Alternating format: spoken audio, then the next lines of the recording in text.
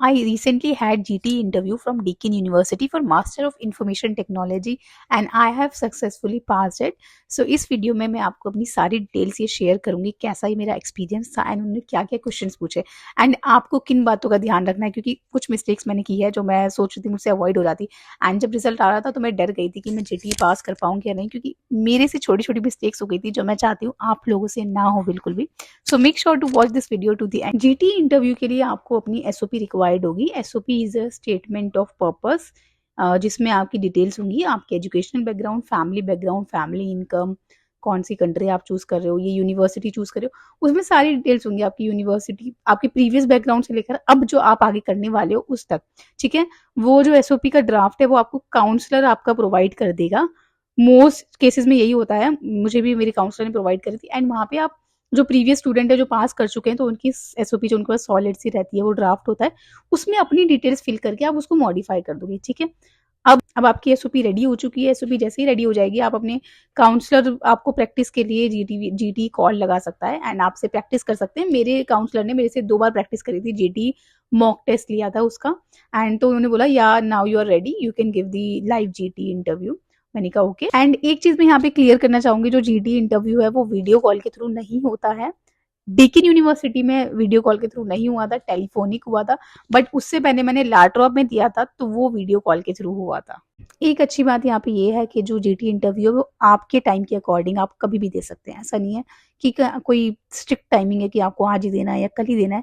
आप जिस टाइम पे बोलेंगे आपका काउंसलर उस टाइम पे आपका GT इंटरव्यू शेड्यूल कर दे। तो सबसे पहले आपकी फैमिली बैकग्राउंड और आपके बारे में कि आपने क्या किया है, आपकी फैमिली में कितने लोग हैं।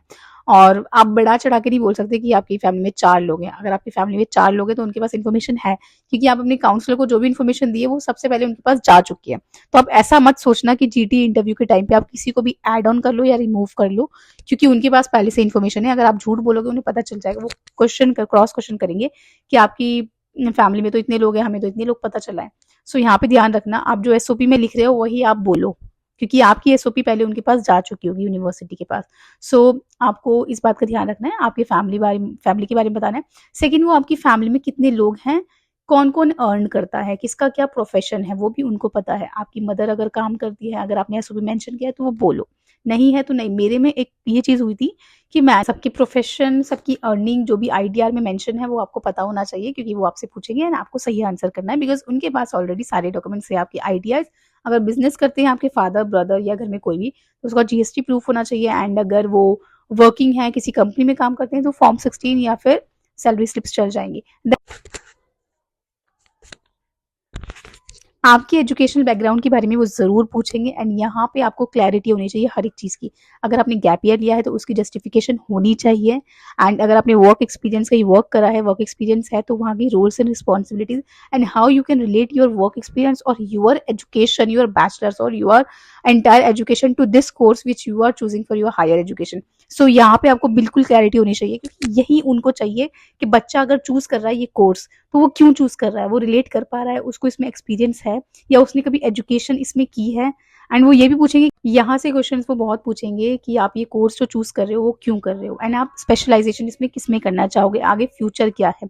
तो एजुकेशन से रिलेटेड जो क्वेश्चंस होंगे वो आपके यही होंगे, आप क्यों चूज कर रहे हो, कैसे रिलेट कर पा रहे हो, कौन से टेक्नोलॉजी में जाओगे, अगर कोई टेक्निकल कोर्स है और इसमें अगर कोई स्पेशलाइजेशन है तो किस स्पेशलाइजेशन में जाओगे एंड कैसे रिलेटेबल है आपसे ये।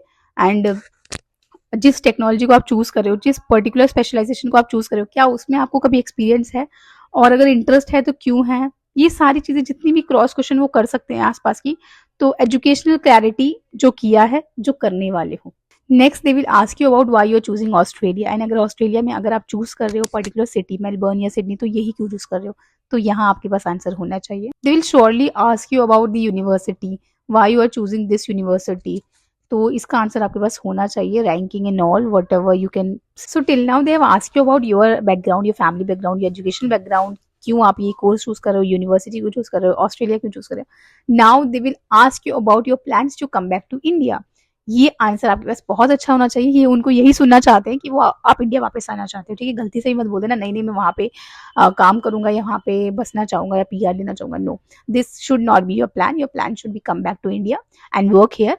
एंड आपको नॉलेज होनी चाहिए कि आप अपने पर्टिकुलर कोर्स के बाद कौन सी कंपनी चूज कर सकते हो, कर सकते हो, आपको कितना पैकेज मिलेगा, कौन सी पोजीशन में आप जाना चाहोगे, ये सब ये क्वेश्चंस हैं, ये मैं आपको बता रही हूँ, वो ज़रूर पूछते हैं, आपको नॉलेज होनी चाहिए।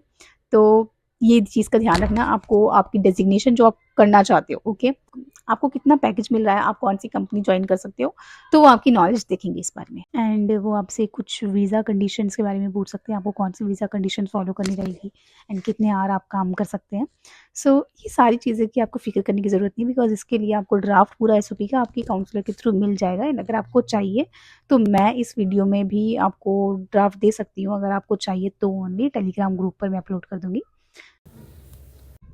एंड आपको आपकी फैमिली के एसेट्स भी वो पूछ सकते हैं, एंड आपको वो आपकी फैमिली के एसेट्स भी पूछ सकते हैं, उनकी एफडी और सेविंग्स कोई है तो वो भी आपसे पूछी जा सकती है, तो वो आपको बस आंसर कर देना, अगर पूछे तो, नहीं करे तो कोई बात नहीं। तो yes, that was all about GT, my GT experience, यही सब वो क्वेश्चन पूछते हैं एंड सारी यूनिवर्सिटी में यही पूछे जा सकते हैं, बट वो देखेंगे आपके पास क्लैरिटी, हर चीज़ का आंसर होना चाहिए, कोई क्रॉस क्वेश्चन करे तो आपके पास उसका भी आंसर होना चाहिए। तो all the very best for your GT, that was all, bye bye.